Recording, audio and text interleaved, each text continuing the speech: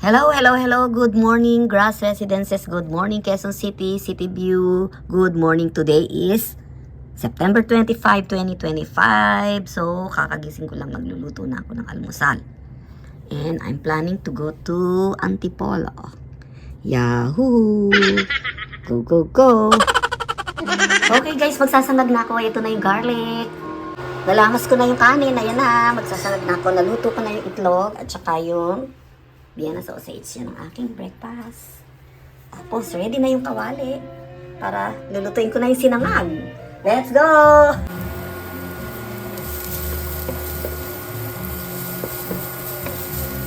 Bangon, bawon, ang bangon.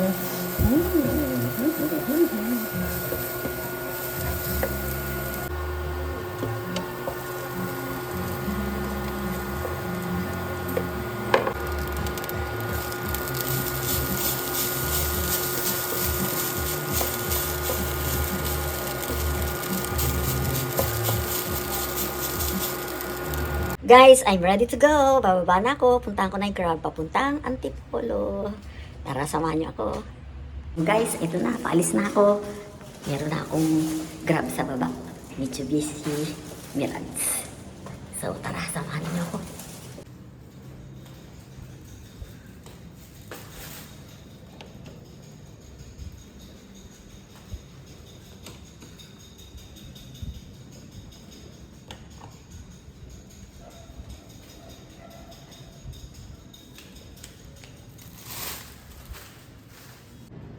Still waiting for the elevator to open.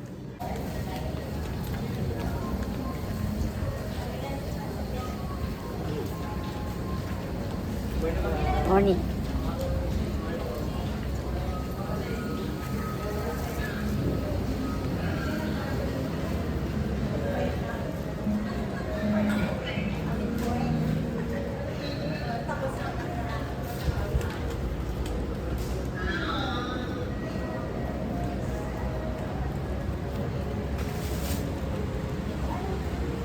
Mga karancho, nakasakay na ako sa Grab car at paliko na kami papuntang EDSA.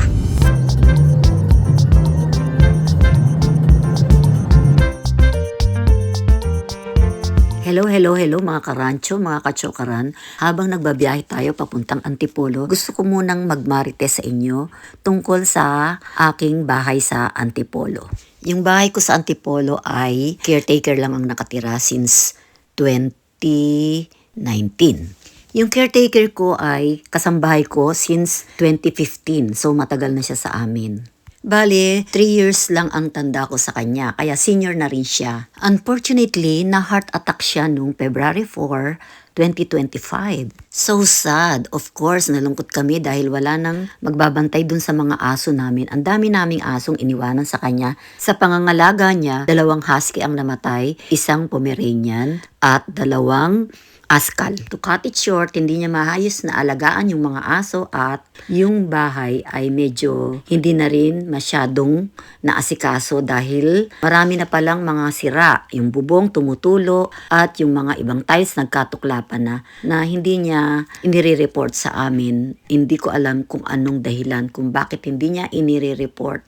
Yung bahay ko, mga karancho, ay 80 square meters lang naman. So, ang nangyari ay hindi masyadong naasikaso kaya madaming mga kailangang i-repair. Mahirap talaga kung may property ka na naiwan sa Pilipinas kung ang pamilya mo ay nakatira na sa ibang bansa.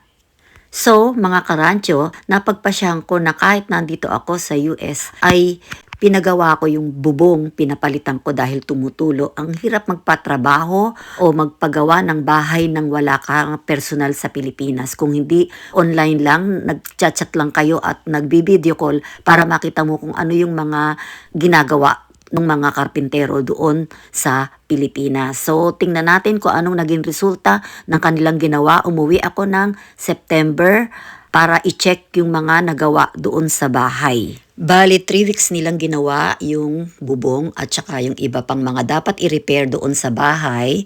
So, ang kulang na lang ay yung pintura at kailangang linisin yung bahay. So, tara, tingnan ninyo ako at samahan ninyo ako na i-check yung bahay at nang makita natin kung okay ba o hindi. Tara, let's go, go, go, go! Gusto ko palang banggitin sa inyo yung aking caretaker o yung aking kasambahay ay namatay siya ng February 4, 2025 at yung bahay ay pinagawa ko noong August 2025. Malapit na tayo, huwag kayong aalis.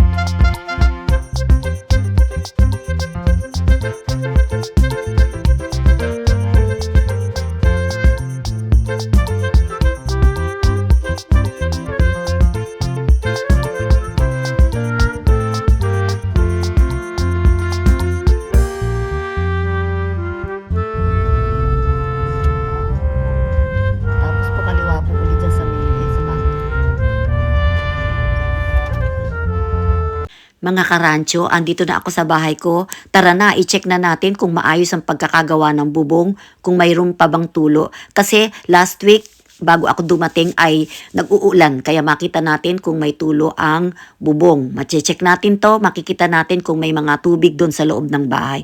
Tara na, tara let's! Ito na itsura ng bahay. Ayan. Ito yung sa harapan. Ayun yung papasok ng ano, ito dito yung terrace. May kaprasong ano dito. Ayan. Ito yung kwarto ni Bjorn. Pasok dito. So ito yung terrace. Ayan.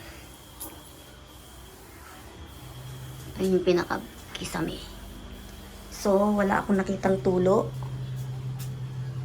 Walang tulo dito. Ito, yung katas lang. May katas dito. Pero wala akong nakitang tubig. Ayan. So, yan. Wala akong nakitang katas. Wala naman ako nakitang katas ng tubig. Ayan. Kasi kahapon, umulan ng maghapon. So, dapat may bakas ng tubig. Wala rin katas ng tubig.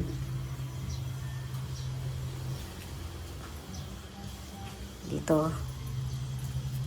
Wala rin naman. Dito. Ayun yung drainage. Wala rin naman tubig. So, ayan. Ano ba ito? Ano ba mga laman nito? Mga sako. Dito, check ko lang din. Wala naman din tubig. Wala. Walang katas ng tubig. Wala. So, ibig sabihin, walang tumulo doon. Okay? So, dito wala rin tubig. So, ayan ang itsura niya. Ayan yung kwarto ko. So, ito yung kwarto ko. Yung sala, yung sopa nakalagay dito. Ano ba to? Speaker na to. Kanino ba to?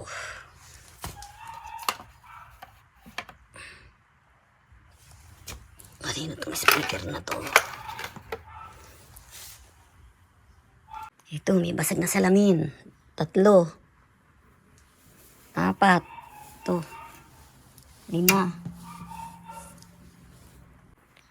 6 lahat ang basag dito sa kwarto ko. Na salamin. 1, 2, 3, 4. 4. 5. 6. So, wala naman ding basa dito. Walang tubig. Baho nito. Dinilinis yung rep.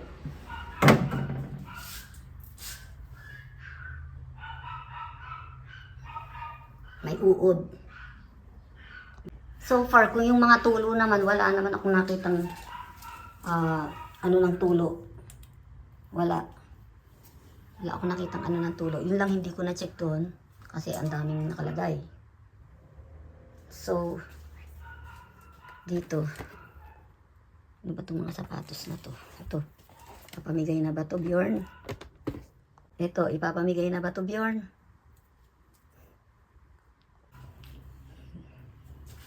Wala naman tulo yata.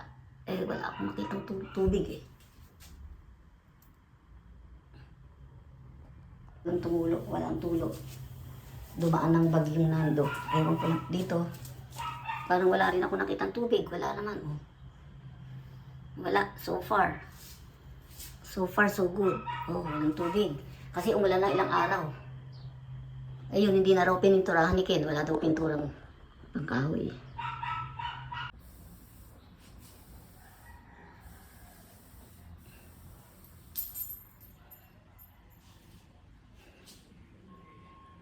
Yung kung tungkol sa tulo, parang wala naman problema.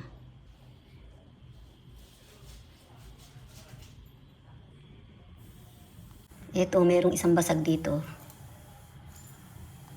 Nako, ang problema, isang ilaw lang ang inilagay dito sa sala. Walang ilaw dito sa kainan. Walang ilaw dito sa kainan. Dito. Diyan, walang ilaw. Ilaw lang ang inilagay doon sa gitna. Paano pagkakain? Ang dilim. Ito ang mali. Isang ilaw lang nilagay sa gitna. Between the sala, the living room, and the kitchen sa kainan.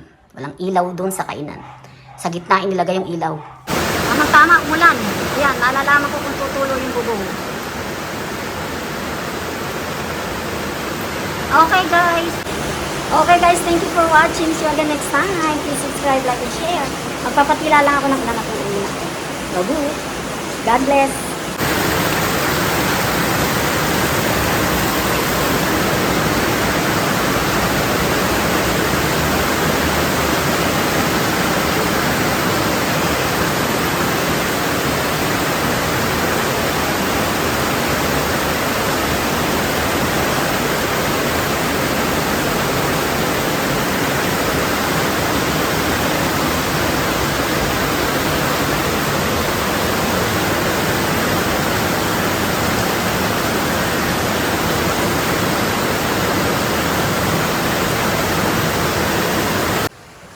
Ito pala tandaan ko, kapag ka nagkaroon niyang guhit yan, ibig sabihin may tulo dito. Yan.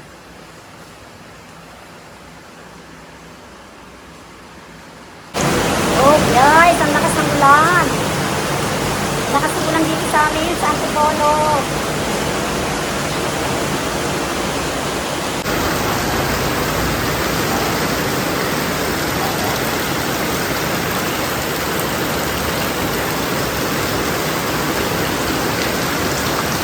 Mga karancho, andito ako ngayon sa LRT2, biyaheng Antipolo to Recto, pero Cubao ako bababa. Dito na ako Cubao, bababa na ako at kukuha ako ng grab car papuntang Grass Residences. Bye! God bless everyone!